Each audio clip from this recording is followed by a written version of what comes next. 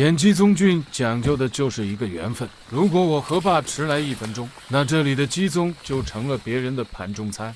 要你们凶啊！我一种口进去了，好大个3多，1、2、3。咦，这次有那么多？不管多不多，反正谁先看到就是谁的。虽然是你家的地，但是捡鸡枞的规则不能破坏。哦。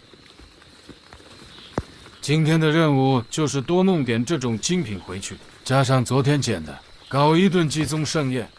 我带了锄头，我爸硬是不用，考古挖掘半小时，结果还是少半截。我爸又在悬崖边发现了一朵，趁我爸没注意，我直接就拔，要不然这朵他都能挖上几分钟。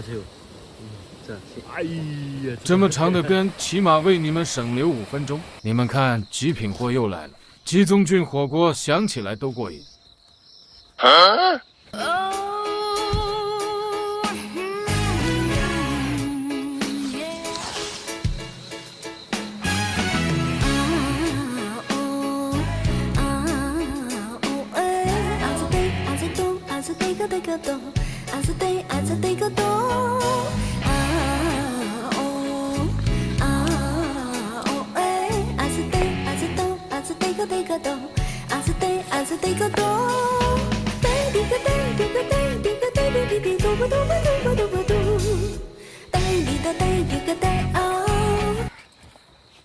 这是今天的收获，再加上昨天捡的。